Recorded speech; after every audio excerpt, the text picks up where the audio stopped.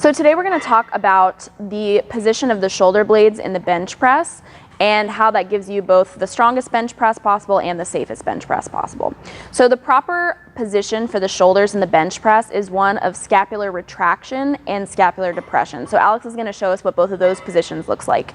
Scapular retraction is what happens when you squeeze your shoulder blades together, like you're trying to pinch something in between them.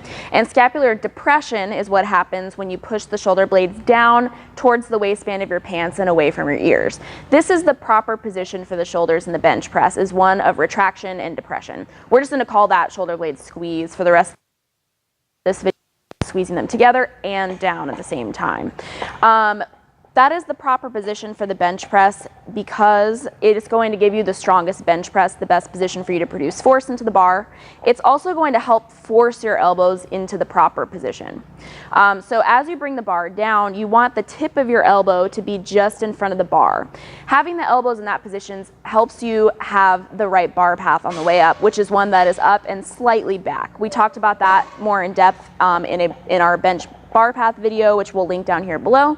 But having the shoulder blades in that position helps the elbows groove right into where you want them to.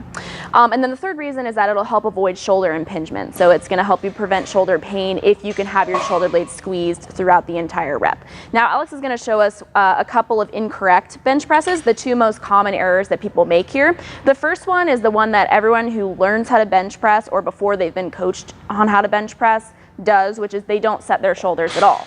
So he's going to not squeeze his shoulder blades together at all, and then he's going to do a bench press, and when he presses the bar up, you'll notice that the elbows flare backwards behind the bar when he does that. The problem with that is when the weight is really heavy, if he flares his elbow backwards, the bar is going to go away from him. So that's going to make benching a really heavy weight really impossible.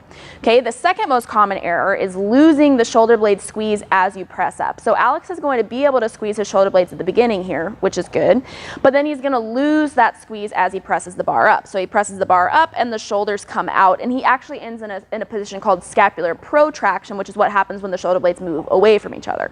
Okay, so go ahead and rack that, and we're going to show you what that looks like from a different point of view. So go ahead and stick your hands out here. Go ahead and pull this into the proper position. So he's got his shoulder blades squeezed together and down here, and you can see that the bench press ends and starts in this exact same position. Now, as in the second example where he finishes in that scapular protraction example, so when his shoulder blades are pushed away from each other, which is what a lot of people do when they press the bar up, the bar ends all the way out here. So go ahead and squeeze back into that first position. See how he's actually finishing short? There's a lot of distance between here and there. And again, you don't want to push that extra distance because you don't want to cause that impingement in your shoulder. It's also just inefficient, and it tends to bleed into the next rep where you won't have set your shoulder blades enough for the next rep as well. It's also worth mentioning too that you want to keep this shoulder squeeze throughout your entire set. In an ideal world, it would just never come out at all. For most people, until you get really, really good at benching, you're going to have to re-squeeze that each time when you take a breath when you bench press.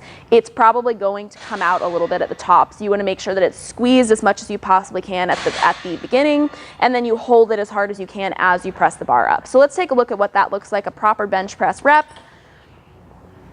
So he's going to set his shoulders, squeeze his shoulders together before the bar comes out of the rack, and then he's going to hold that position and finish short at the top.